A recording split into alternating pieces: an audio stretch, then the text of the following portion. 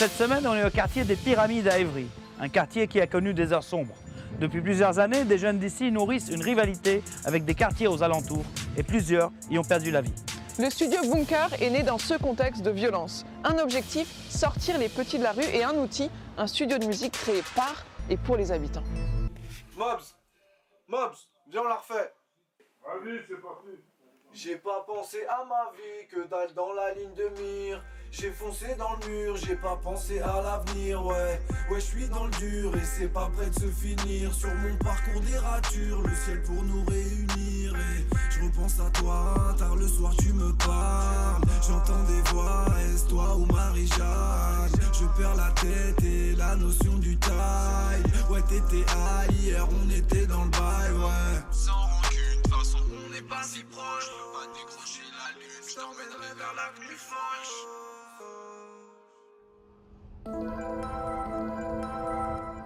On retrouve Malamine à Évry. Comme beaucoup ici, il est un habitué du studio Bunker. Ben voilà, là on arrive au cœur des pyramides, on est au miroir. Ce matin, il nous emmène sur un coin de bitume dédié à un ami tué en 2006. C'est l'endroit où on a décidé de rendre hommage à Esper en faisant ce graphe. Esper, c'est notre frère qui est décédé dans les risques de bande en 2006. Il y a 12 ans. Il y a 12 ans, ouais. Le temps il passe vite, hein. Tu t'imagines, il y a 12 ans, j'avais quoi? J'avais 14 ans. À 14 ans, perdre un pote à toi, c'est chaud, hein. Est-ce que tu estimes que c'est du gâchis? Du gâchis, bah, bien sûr que c'est du gâchis, en prenant du recul. Il mort pour rien. Bah oui, pour rien du tout. Pour rien. C'est une histoire de fierté, de quartier, de... Si tu habites aux Pyramides, pour moi, tu es obligé d'être passé par là. Parce que même avant nous, les grands, ils étaient en guerre contre le quartier des Tarterets. Pareil. C'est-à-dire que nous, dès petits, on les voyait toujours en confrontation. Donc ça fait partie des rites d'initiation ouais. pour devenir un homme, quoi.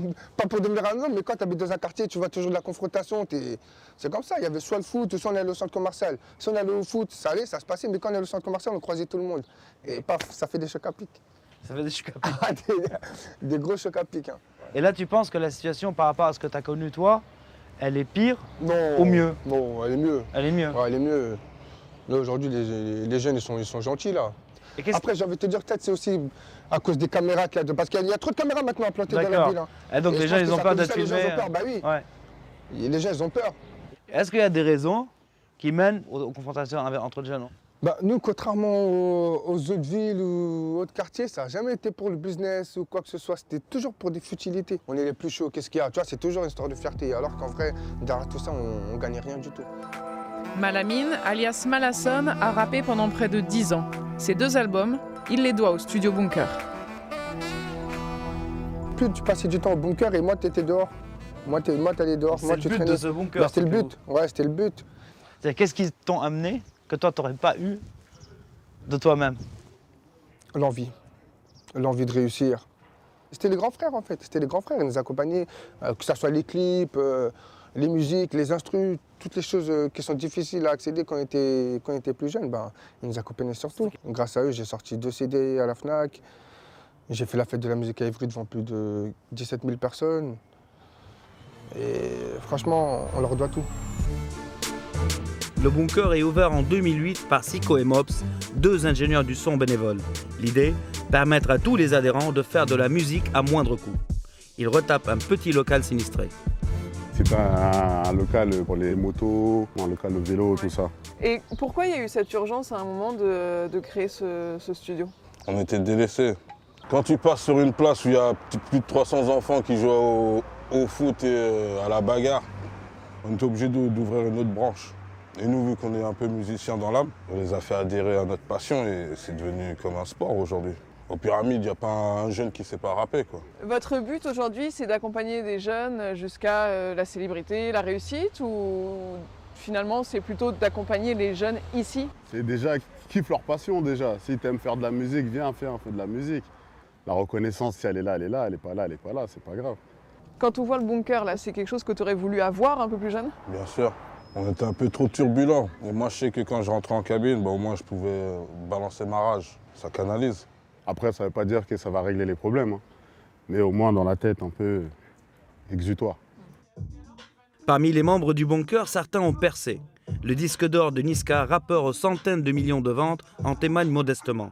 Mais au studio, on est surtout fiers d'avoir brisé certaines frontières entre quartiers. Bonjour. Enchanté. Salut. Mike, président. Ça, c'est Annie, Yaya, c'est un artiste, un pur produit du bunker. Toi, t'es arrivé quand pour la première fois?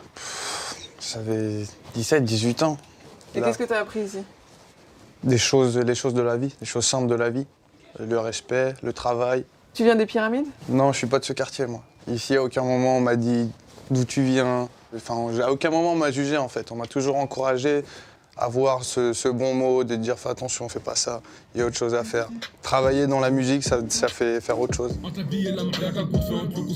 Mais Mike, il y a tout un tas d'autres métiers que vous travaillez finalement avec les jeunes. On a énormément de talents. On forme des caméramans, on forme des photographes, on forme des ingé-sons, à l'instar de Mobs et Siko.